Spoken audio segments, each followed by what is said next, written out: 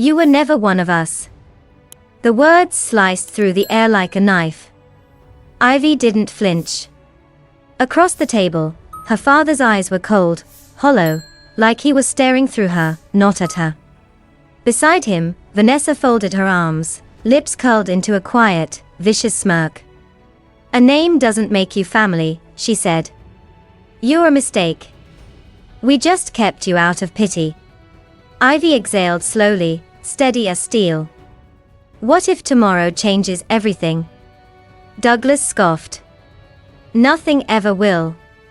But oh, how wrong he was. Stay. You're going to want to see what happens next. The mahogany table between them felt more like a battlefield than a piece of furniture. Ivy sat with her hands folded neatly in her lap, her spine straight, her expression unreadable. 30 years of silence, cold glances, and invisible bruises had trained her for this moment. Across from her, Douglas Quinn adjusted his cufflinks, avoiding her gaze as if even eye contact might stain his carefully constructed image.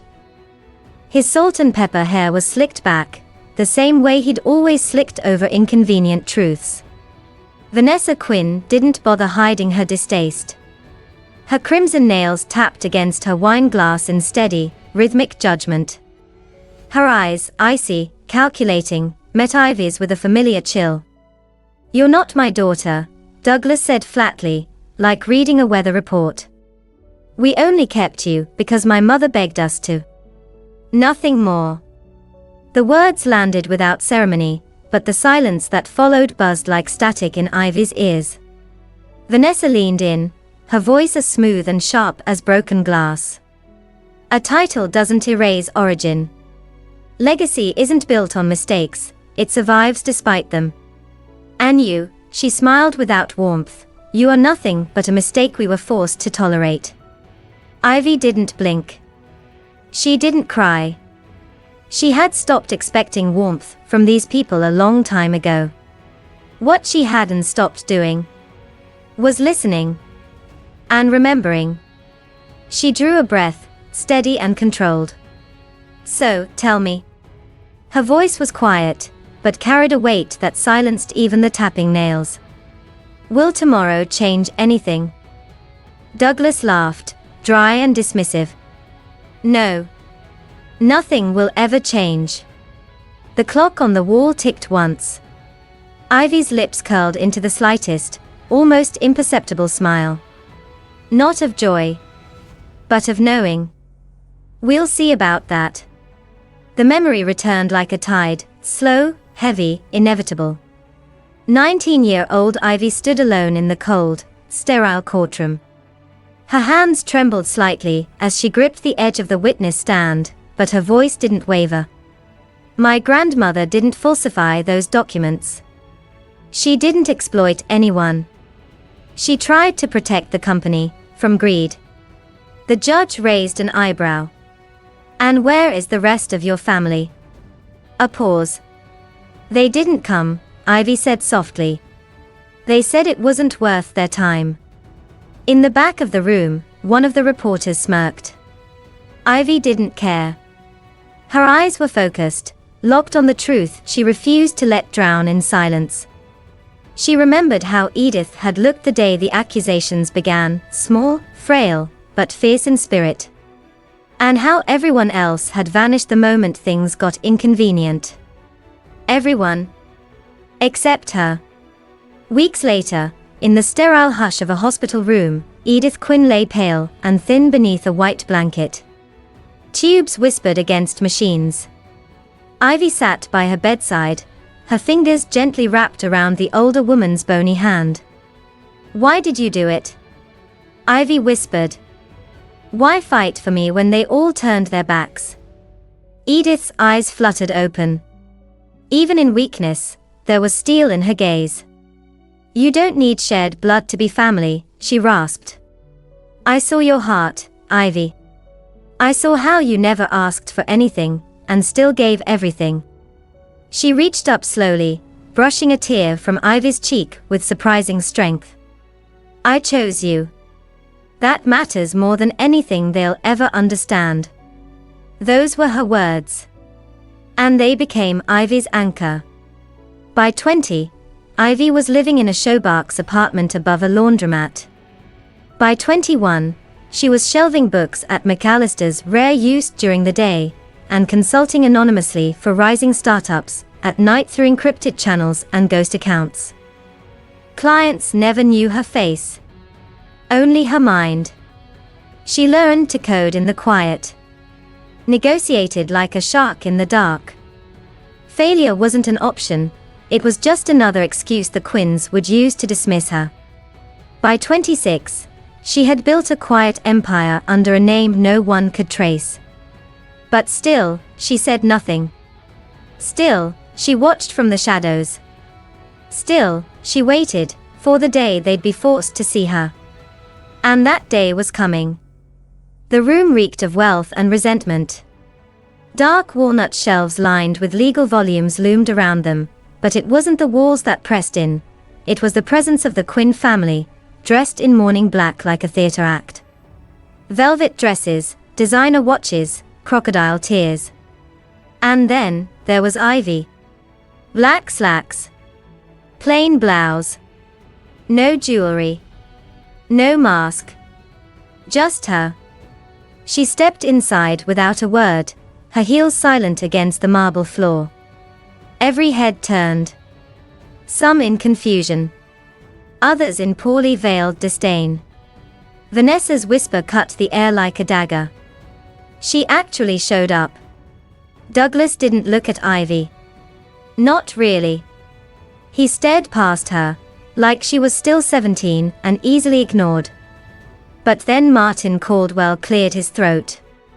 The family attorney, stoic, silver-haired, and utterly unimpressed by theatrics, opened a cream-colored envelope and looked directly at Ivy. She requested you read this aloud, Miss Quinn. In front of them. Ivy took the letter with steady fingers. Her eyes scanned the familiar handwriting for half a second before she began, her voice calm, unshaken.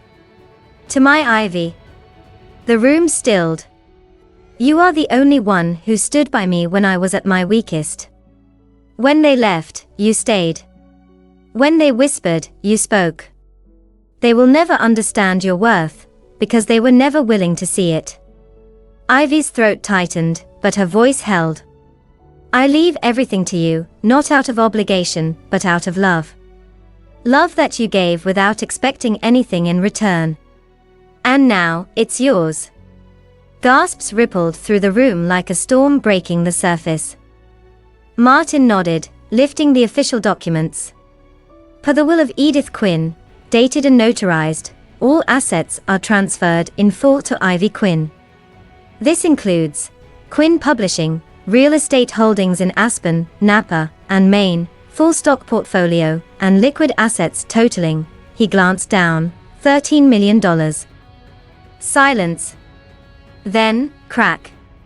A wine glass slipped from Vanessa's hand and shattered across the floor. Douglas stood frozen, jaw clenched, eyes locked on Ivy for the first time in years. Really looking. But she wasn't done. She turned to them slowly, her voice soft and razor-sharp. You were right. I'm not your daughter. She paused. But I am the only thing of value your mother chose to leave behind. 2 hours after the will reading, Ivy sat alone in Martin Caldwell's office. The rest of the vultures had scattered, stunned and humiliated. But not her. Never her. Martin locked the door behind him before placing a small leather folder on the table in front of her. Your grandmother asked me to deliver this privately. Her instructions were clear, this was meant for your eyes only. His expression softened for the first time that day. Brace yourself, Ivy. This changes everything. She opened the folder slowly, hand steady but breath shallow.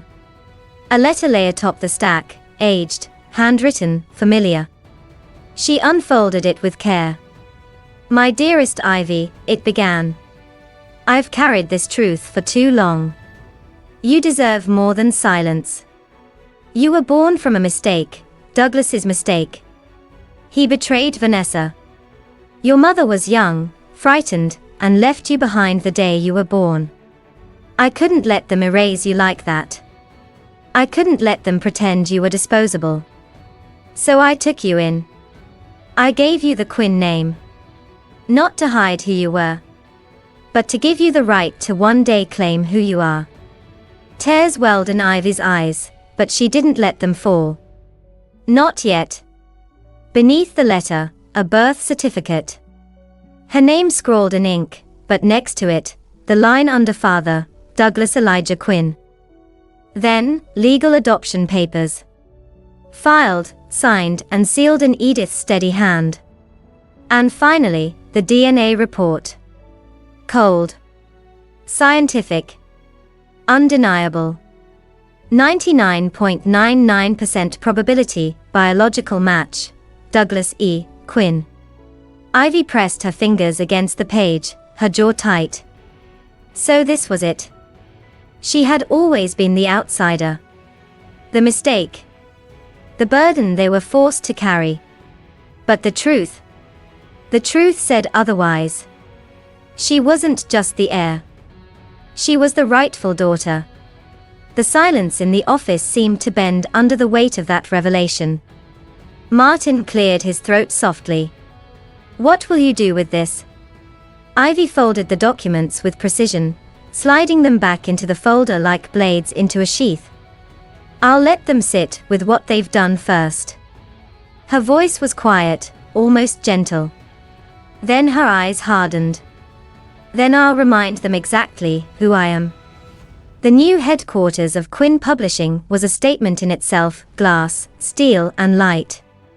Everything Douglas Quinn had once built in shadows, Ivy had dragged into the sun.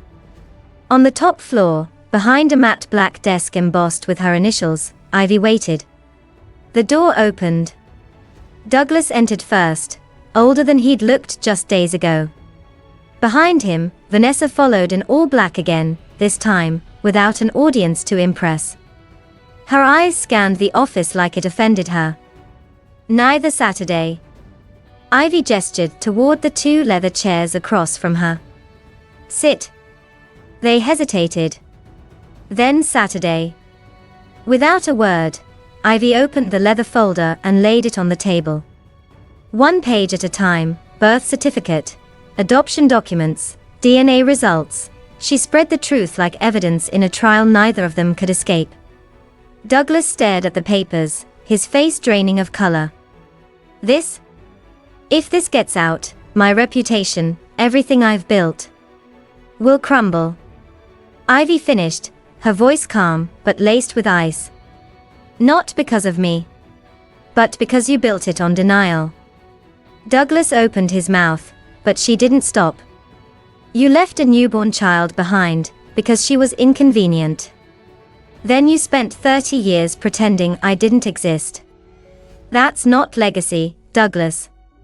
That's cowardice. Vanessa let out a bitter laugh. I fed you. Clothed you. Gave you a home, when I didn't have to. Ivy turned her gaze on her, sharp as glass. You gave me a room, not a home. You gave me food, not warmth.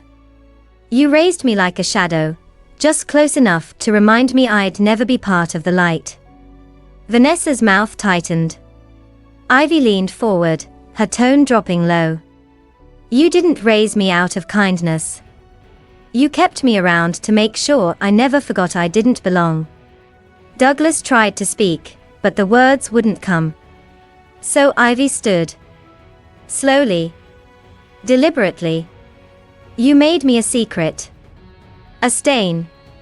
A burden. She stepped closer, her eyes locked on her father's.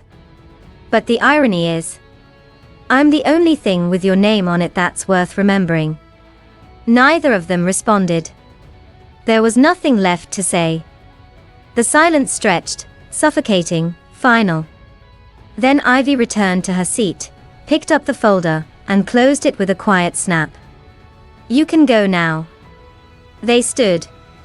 Vanessa turned without another word. Douglas hesitated, looking back once, not with anger. With something far worse. Regret. But Ivy didn't flinch. She didn't follow. She never would again. A year later, the name Quinn meant something different. Gone were the whispers of scandal, the old guard board members, the nepotism-drenched policies. In their place stood something Ivy had built, cleaner, fairer, braver. Under her leadership, Quinn Publishing transformed into a sanctuary for unheard voices. Writers from overlooked neighborhoods. Women silenced by the industry. Immigrants with stories deemed too niche. Ivy didn't just give them contracts, she gave them power. And in honor of the woman who first gave her a voice, Ivy established the Edith Quinn Foundation, a grant and mentorship initiative aimed at nurturing creativity in underserved communities. The family estate, once locked behind iron gates and legacy pride, was now the Edith Center for Creative Arts. Teenagers painted in the halls. Immigrant mothers learned English in the sunlit atrium. Authors read their first pages aloud in rooms once reserved for wine and whispered cruelty. As for Douglas and Vanessa, they vanished from headlines and parties. No interviews. No fundraisers. Only a hollow silence where their legacy used to be. They had become what they had once accused Ivy of being. Irrelevant. One evening, as dusk rolled over the skyline, Ivy stood at the edge of the rooftop terrace atop Quinn Tower. The wind danced through her hair. Below, the city pulsed with life, new stories being written every second. She looked out, not down. Not anymore. Then, almost to herself, she whispered, "I was the secret they tried to bury." A breath. Now I'm the only thing left. Worth carrying the Quinn name. And with that, she turned and walked back inside. Not to hide, but to lead. Legacy isn't given. It's earned. And sometimes, it's taken back, piece by piece, scar by scar. Ivy Quinn was never supposed to belong. She was called a mistake. Raised in the shadows. Left out, looked through, pushed aside. But she never let that define her. Instead, she built her identity not on the name she was denied, but on the choices she made, to stay when others ran, to protect when others betrayed, to rise when no one reached down. She didn't inherit power. She became it. Her story is not just about revenge. It's about reclamation. About rewriting what family means. About proving that love, loyalty, and strength aren't tied to blood, but to the heart that chooses to stay. In the end, Ivy didn't just inherit a fortune. She redefined a name. She redefined herself.